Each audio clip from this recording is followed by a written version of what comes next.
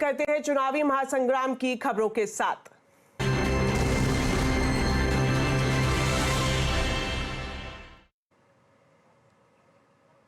पहले चरण के मतदान के बाद कांग्रेस के घोषणा पत्र को लेकर सियासी बवाल मच गया है। पीएम मोदी ने कल राजस्थान के बांसवाड़ा में एक रैली के दौरान कहा था कि कांग्रेस का घोषणा पत्र कहता है कि वो माताओं बहनों के सोने का हिसाब करेंगे, उसकी जानकारी लेंगे और फिर उस संपत्ति को घुसपैठियों को बांट देंगे।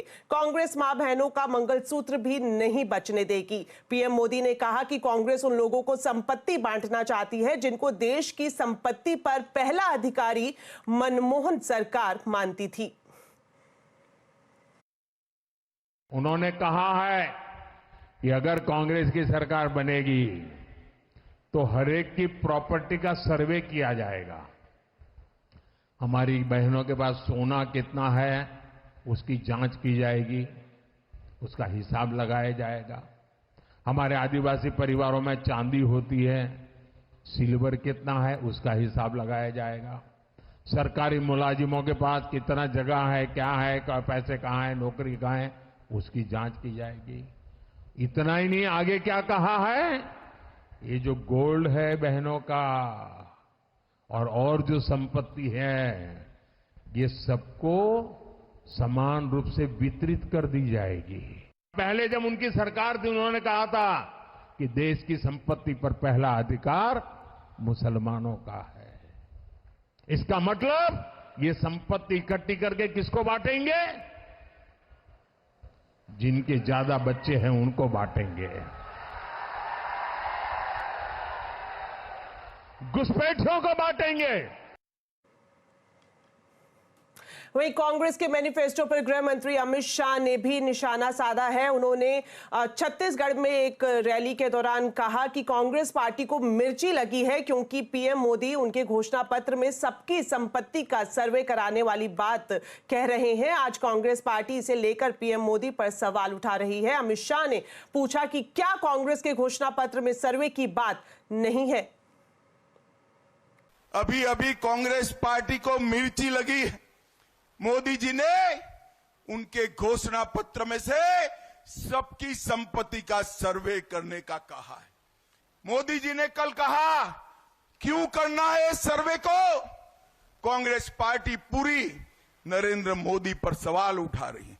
मैं आज कांग्रेस पार्टी को पूछना चाहता हूं, आपके घोषणा पत्र में सर्वे की बात है या नहीं है?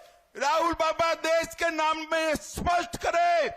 और मनमोहन सिंह, आपके प्रधानमंत्री ने कहा था संसाधन पर पहला अधिकार माइनॉरिटी का है, आदिवासी दलित का नहीं है, आदिवासी दलित का नहीं।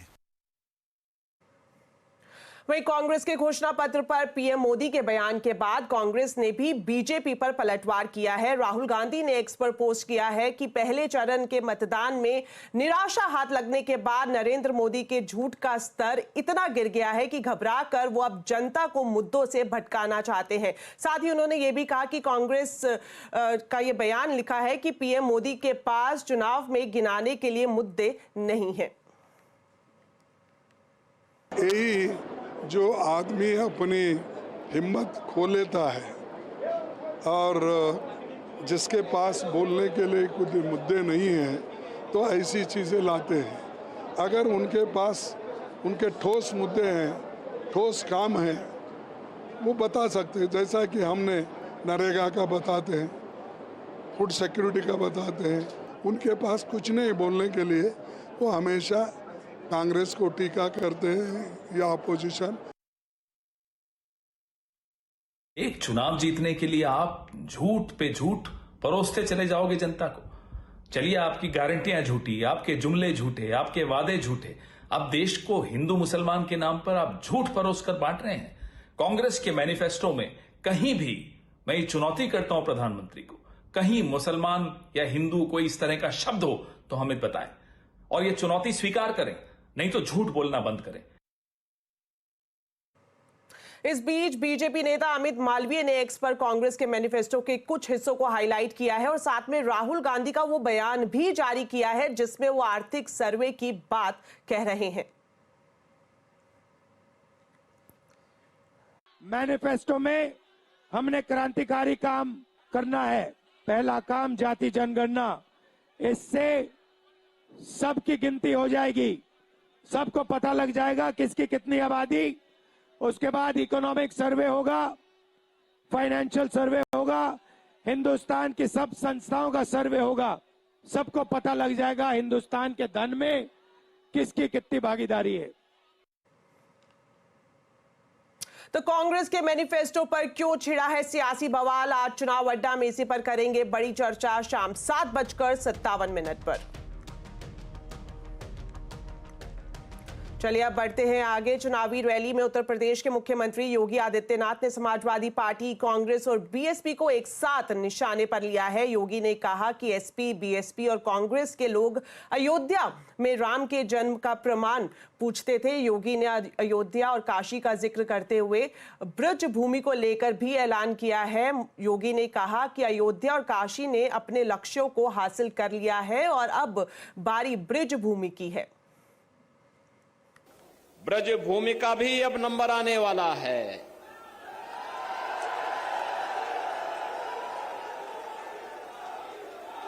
अयोध्या और काशी ने अपने लक्ष्यों को प्राप्त कर लिया है, अब तो बारी आप ही की है। अब विकास के लिए आपको कहीं कोई तरसाने की हिम्मत नहीं कर पाएगा। दिल्ली में कांग्रेस में बाहरी उम्मीदवारों को लेकर पार्टी में ही कलह मच गई है। कुछ कार्यकर्ता कन्हैया कुमार और उदित राज का विरोध कर रहे हैं। कार्यकर्ताओं ने कन्हैया कुमार और उदित राज के खिलाफ नारेबाजी भी की है। हालांकि आज ही कांग्रेस ने एक प्रेस कॉन्फ्रेंस करके किसी भी तरह की कलह से इनकार किया। प्रेस कॉन्फ्रेंस में तीनों उम्मीदवार कन्हैया कुमार, उदित राज और जेपी अग्रवाल भी मौजूद रहे। वहीं कन्हैया कुमार ने बीजेपी पर निशाना साधते हुए कहा कि पिछले 10 साल में बीजेपी सांसद ने क्या किया है। ना उनके पास रोजगार के मुद्दे पर जवाब है, ना महिलाओं के सम्मान पर कुछ बोल पाते हैं। वो तो सिर्फ ये बता दें कि 10 साल में नॉर्थ ईस्ट की जनता के लिए उन्होंने क्या किया है। ट्रैफिक की व्यवस्था को दुरुस्त करने के लिए क्या किया है। आप करावल नगर जाकर के देख लीजिए, सड़कों की हालत देख लीजिए। आपको कई बार ऐसा महसूस होगा कि हम दिल्ली में हैं। सड़कों की हालत देखिए, जो वहां पे विकास के कार्य हैं, कितनी जगह पे सांसद महोदय के नाम का पत्थर लगा हुआ है। और आपको मालूम है, दूसरे के मकान पर अपना नाम लिखने में माहिर नहीं ये लोग। अगर ये कुछ काम किए होते तो एक करते 50 गिनाते। अगर इनके पास गिनाने के लिए एक भी काम नहीं है, इसीलिए ये समाज के अंदर नफरत फैलाने का काम कर रहे हैं। चलिए अब आपको दिखाते हैं लोकसभा चुनाव से जुड़ी हमारी स्पेशल कवरेज, चुनावी मूड माहौल।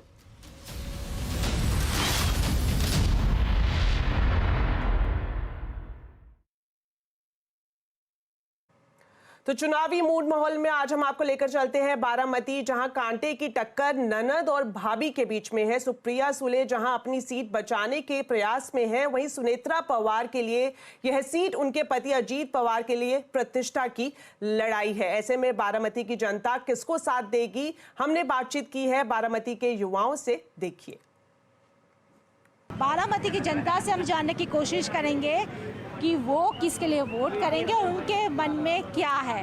क्या लग रहा है इस बार चुनाव में क्या होगा? चुनाव में इस बार सुनेत्रा वहिनी कम से कम 3 लाख वोटों से जीत जाएंगे। अब तो बड़े कॉन्फिडेंशियली बोल रहे हैं कि 3 लाख वोट से जीतेंगे, क्योंकि उतना काम है। अजीत दादा ने, जो उप मुख्यमंत्री है महाराष्ट्र के, उन्होंने काम किया है। हम जिस जगह पे खड़ा है उस जगह पे आप कॉरपोरेशन की बिल्डिंग देखिए, पूरे डिस्ट्रिक्ट में ऐसी बिल्डिंग नहीं होगी। इसके अंदर जो काम होता है वो कोई भी सामान्य आदमी जाएगा तो उसका काम 1 मिनट के साथ होता है। इसलिए हम लोग को कॉन्फिडेंस है अजीत दादा का काम जीतेगा, सुनेत्रा वहिनी जीतेंगे। लोग यहाँ की जनता सुप्रिया सुले को वोट करेगी ना, हमेशा करेगी। 3 लाख से जीतेगी और काशी के नहीं 1000 आएगी। आपको क्यों लग रहा है कि सुप्रिया सुले जीतेगी? 101% जीतेगी। क्या शरद पवार के कारण वो जीतेगी? क्योंकि जिस तरीके से एनसीपी में 2 फुट पड़ी है, उसके कारण क्या इमोशनली उसको वोट मिलेगा? तुमको मालूम है कि गैस टंकी कितना हो गया अभी? 450 था, अभी कितना हो गया? कितना हो गया? 1000 को बाद में गया।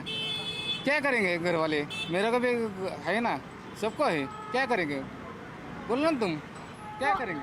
आपको क्या लगता है कि इस बार बारामती की जनता मोदी जी के काम को देखकर वोट करेगी या यहाँ के कैंडिडेट को देखकर वोट करेगी? कैंडिडेट को देख के वोट करेगी। सुप्रिया ताई ओनली, वही चुन के आएगी। क्या लग रहा है कि जिस तरीके से एनसीपी में 2 फूट पड़ी है तो इमोशनली लोग यहाँ से उनके लिए वोट करेंगे कि क्या? नहीं, इमोशनल में कुछ नहीं, सिर्फ पवार साहब वही बोले कि हम वही करेंगे। ये बारामती है, पवार सर की बारामती, इसलिए सिर्फ सुप्रिया ताई ओनली। लेकिन चलो बारामती की जनता तो चलो सुप्रिया सुले को वोट करेंगे, लेकिन इंदापुर और बाकी क्षेत्र के लोग वोट करेंगे? करेंगे ना, 100% करेंगे और सबको ही वोट करेंगे। आपको क्या लग रहा है इस बार यहाँ की जनता किसके लिए वोट करे? सुप्रिया ताई को वोट करेगी और कम से कम 3 लाख से सुप्रिया ताई आ जाएगी। और इंदापुर दौंड देखो आगे क्या होता है। ये बारामती लोकसभा मतदान में सुप्रिया ताई को 3 लाख का वोट लीड मिलेगा। और जनता रोजगार, महंगाई, इसके बारे में सोच रही है, सोच के ही वोट देगी और सुप्रिया ताई को ही वोट देगी। तो बारामती में जो चुनावी मुकाबला है काफी दिलचस्प है। सुप्रिया सुले से इस बीच हमारी संवाददाता प्रीति सोमपुरा ने एक्सक्लूसिव बातचीत की है, देखिए। इस बार का जो चुनाव है काफ़ी इमोशनल है क्योंकि परिवार से ही आपकी भाभी ही आपके खिलाफ चुनाव लड़ रही है। मेरे ख्याल से नहीं, क्योंकि मेरी लड़ाई व्यक्तिगत किसी से, आपने मुझे पार्लियामेंट में भी बहुत पास से देखा है, मैं कभी भी पर्सनल चीज़ें बोलती भी नहीं, किसी का नाम भी नहीं लेती। मेरी लड़ाई वैचारिक है और पॉलिसी लेवल पे है। तो मेरे ख्याल से ये इमोशन से जोड़ना किसी भी व्यक्ति के लिए गलत होगा। वी आर ऑल प्रोफेशनल्स, जैसे आप भी एक प्रोफेशनल काम करती है, आप थोड़ी इमोशंस दिखाने का कहाँ हम सबको हक है। और इस बार कितनी सीटें लग रही है आउट ऑफ 48 महाराष्ट्र में? हमारा यूपीए का परफॉर्मेंस, इंडिया अलायंस का तो परफॉर्मेंस अच्छा ही होगा। लेकिन बीजेपी का ये कहना है कि इंडिया अलायंस के पास कोई पीएम पोस्ट के लिए कोई है नहीं, इसलिए वो अनाउंस नहीं कर रहे हैं। मनमोहन सिंह जी के वक्त पे क्या था, वहाँ तो अटल जी से लड़ाई थी, बहुत बड़ी लड़ाई थी। और अटल जी इस देश के बहुत बड़े नेता, वरिष्ठ नेता, हमारे लिए बहुत प्यारे नेता। तब भी मनमोहन सिंह जी तो है ना, इस देश में टैलेंट की कमी नहीं है। एक पुत्री के नाते क्या आप अपने पिताजी को पीएम पोस्ट पे देखना चाहोगे? नहीं, मेरे फादर तो किसी भी रेस में नहीं अभी। लेकिन आपकी कभी इच्छा नहीं हुई कि वो इतने दिग्गज हैं महाराष्ट्र की राजनीति में इतने सालों से, and every party respects him, तो कभी नहीं लगा कि अरे he is a suitable person for the prime minister post? ठीक है, जितना आप लाइफ में ऊपर जाते हो उतना वहाँ का रोड नैरो होता जाता है। तो सबको सब कुछ नहीं मिलता लाइफ में, लेकिन जिस तरह से 14 बार इस देश के लोगों ने उनको चुन के दिया है और ऑलमोस्ट अभी 60 साल होने को आए ये वो राजनीति में, एक्टिव राजनीति में रहे हैं, और आज भी उनका नाम मायने रखता है, लोगों का प्यार है, विश्वास है, यही हमारे लिए ज़्यादा मायने रखता है। इसके अलावा जैसे कि हम भी आपकी कई सारी हमने स्पीच देखी, रैलियों में देखा कि आप ज़्यादातर जो है मुद्दों की बात करती हैं, परिवार में जो विवाद हुआ उस पर व्यक्तिगत टिप्पणी करने से आप बचती हैं, नहीं की अभी तक। लेकिन दूसरी तरफ करूँगी भी नहीं, करेंगी भी करूँगी कभी नहीं, क्योंकि मेरी राजनीति पर्सनल है ही नहीं। तो क्या ये एक बहन का भाभी के प्रति और भाई के प्रति प्रेम है? नहीं, ये बहन भाई का सवाल ही नहीं है। मैं मेरे विरोधक भारतीय जनता पार्टी के इतने सारे लोग, मैंने कहाँ किसी से विशेष टिप्पणी। मैं पिछला भी इलेक्शन कूल फैमिली के खिलाफ रही, ना कूल फैमिली ने मेरे खिलाफ कुछ कहा, ना हमने कुछ उनके खिलाफ कहा।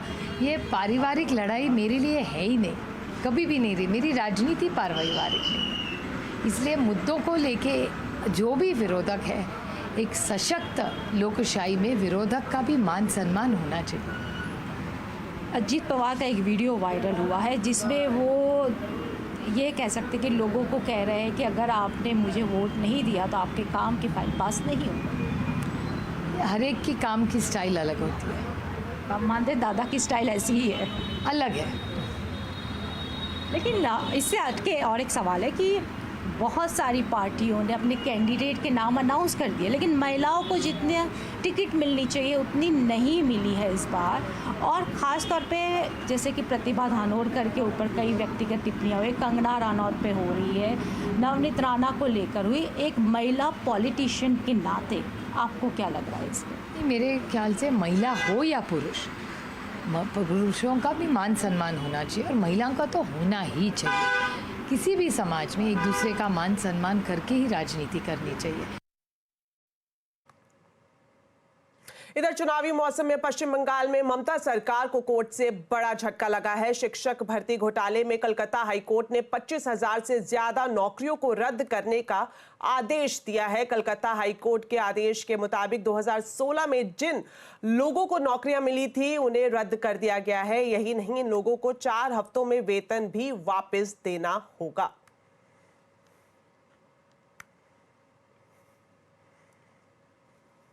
चलिए, वक्त हो गया एक छोटे से ब्रेक का। ब्रेक के बाद आपको बताएंगे बाजार का पूरा हाल। आप देखते रहिए आवाज समाचार।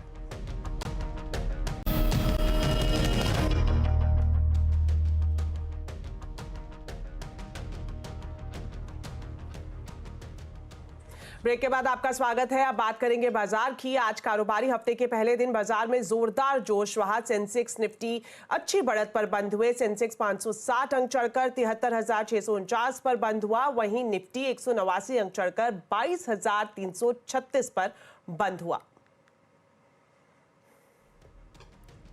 हेलियस इंडिया के सीईओ दिनशॉ ईरानी का कहना है कि एचडीएफसी बैंक के वैल्यूएशन बेहद आकर्षक है और आने वाले समय में ये शेयर बैंकिंग की तेजी को भी लीड कर सकता है।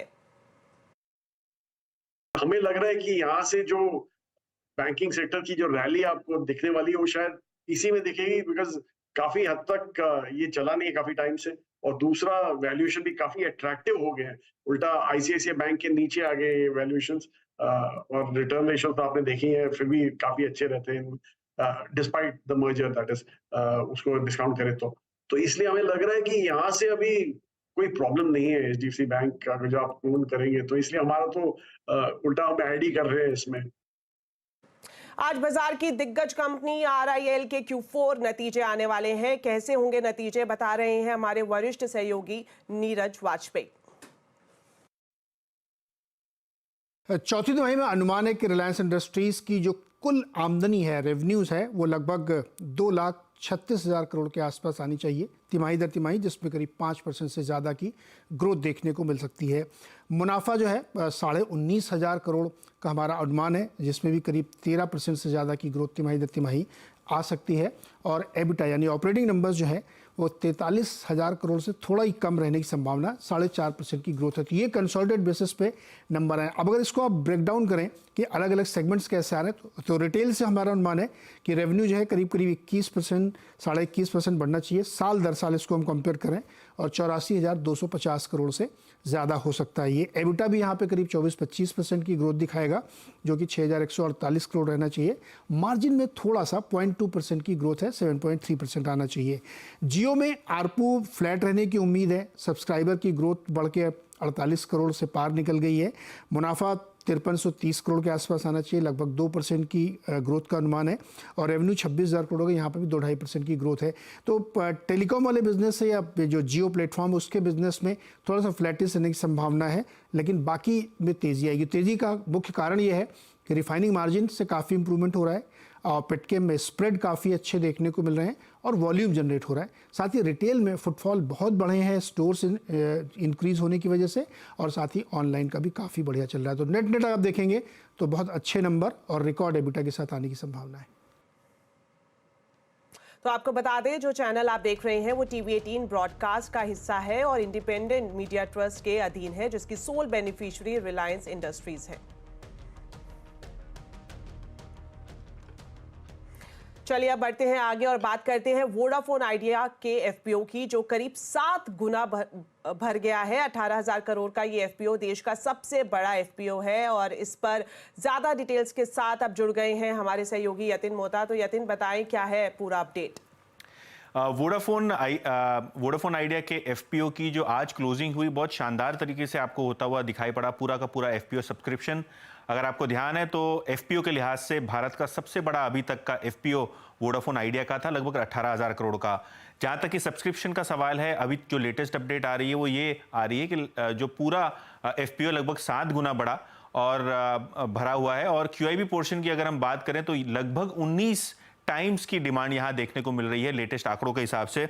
और अगर हम रिटेल पोर्शन की बात करें तो वहां भी लगभग 1 गुना सब्सक्रिप्शन, और एचएनआई कोटे की बात करें तो लगभग 4.5 गुना सब्सक्रिप्शन वहां देखने को मिल रहा है। अगर आपको ध्यान है तो वोडाफोन आइडिया का जो एफपीओ है प्राइमरीली 5G नेटवर्क और केपेक्स के लिए ये पैसा जुटाया जा रहा है, जिससे कंपनी की जो नेटवर्क क्षमताएं हैं वो पूरे भारत भर में बढ़ाने की सोच है। और इसके अलावा कंपनी लगभग 4,500 करोड़ से थोड़ा ज़्यादा 5G नेटवर्क को और उसके रिलेटेड केपेक्स और टावर नेटवर्क को बढ़ाने में इस्तेमाल करने वाली है। तो ओवरऑल अगर हम कहें तो जो सिलसिला शुरू हुआ था एंकर बुक से, अभी अगर आप देखें तो जीक्यूजी फिडिलिटी जैसे लोगों ने पैसा लगाया था एंकर बुक में, और इसके कारण ओवरऑल जो सब्सक्रिप्शन है आपको लगभग 7 गुना होता हुआ अभी तक दिखाई पड़ रहा है। शुक्रिया यतिन इस पूरे अपडेट के लिए। अब बढ़ते हैं आगे। हांगकांग और सिंगापुर में एमडीएच और एवरेस्ट मसालों के कुछ प्रोडक्ट्स पर रोक के बाद अब भारतीय फूड रेगुलेटर एफएसएसएआई भी इसकी जांच करने में जुट गया है। इन मसालों में एथिलीन ऑक्साइड नाम का एक केमिकल पाया गया है जिससे कैंसर का खतरा है। ज्यादा जानकारी के लिए अब बात करते हैं हमारे संवाददाता रोहन सिंह से। तो रोहन, सबसे पहले बताएं पूरा मामला क्या है और अब जो फूड रेगुलेटर है वो किस तरह से जांच को आगे बढ़ाएगा? जी, 2 बड़े बाजारों सिंगापुर और हांगकांग ने एवरेस्ट और एमडीएच के कुल मिला के 4 प्रोडक्ट्स पर रोक लगाई हुई है, जिसमें से 3 एमडीएच के मसालों के प्रोडक्ट्स हैं और 1 एवरेस्ट मसाले का प्रोडक्ट है। और जो कारण पाया गया वो है कि इसके अंदर एक केमिकल पाया गया एथिलीन ऑक्साइड, जो कि पेस्टिसाइड्स के थ्रू आता है और जो कि कैंसर कॉजिंग पाया जाता है। इस मामले में हमने भारत के फूड रेगुलेटर एफएसएसएआई से बात की और एफएसएसएआई का कहना है कि वो इस पूरे मामले को उन्होंने संज्ञान में लिया है। वो जांच करेंगे 2-3 मुद्दों पर। पहली चीज, जो प्रोडक्ट ये कंपनियां सिंगापुर या हांगकांग में बेच रही हैं, क्या वही प्रोडक्ट भारत में भी उपलब्ध है? और दूसरा कि ये जो केमिकल है और ये जो पूरा मसाले हैं, क्या वो भारतीय फूड स्टैंडर्ड से मेल खाते हैं कि नहीं, क्योंकि अलग अलग कंट्रीज का जो स्टैंडर्ड है वो अलग अलग होता है। और अगर ये पाया जाता है कि इसमें भी जो एथिलीन ऑक्साइड की मात्रा है वो जो परमिसेबल लिमिट है उससे ज्यादा है, तो इस पर कार्रवाई की जा सकती है। लेकिन फिलहाल इस मामले में जो स्पाइस बोर्ड है उससे भी जानकारी मांगी गई है। कुल मिला के एक्सपोर्ट इंस्पेक्शन काउंसिल है जिसकी जिम्मेदारी है एक्सपोर्टेड जो भी फूड मटेरियल जाता है उसकी जांच करने की, उनसे भी सलाह मशवरा कर रही है एफएसएसएआई। लेकिन जो मैंडेट है वो ये है कि जो भारतीय बाजारों में मसाले बेच रही हैं ये कंपनियां, वो भारतीय स्टैंडर्ड से मेल खाती है कि नहीं। इस बारे में हमने इन दोनों ही कंपनियों को चिट्ठी लिखी है, उनसे सवाल पूछे हैं, लेकिन अब तक हमारे पास जवाब नहीं आया। जैसे ही आता है हम आपको इस बारे में अपडेट करेंगे। लेकिन कुल मिलाकर फिलहाल इन दोनों देशों में रोक लगाई जा चुकी है इनके 4 मसालों पर और भारत में इस बारे में जांच होने वाली है। तो चलिए, फिलहाल बुलेटिन में इतना ही, लेकिन जाते जाते आपको बता देते हैं कंज्यूमर अड्डा के आज के टॉपिक के बारे में। मोबाइल कंपनी वीवो का सर्वे बताता है कि स्मार्टफोन पति पत्नी के रिश्ते बिगाड़ रहा है। क्या आप भी ऐसा महसूस करते हैं? क्या है रिश्तों पर फोन का बुरा असर? जानने के लिए जरूर देखिए हमारा स्पेशल शो कंज्यूमर अड्डा शाम 5:57 पर।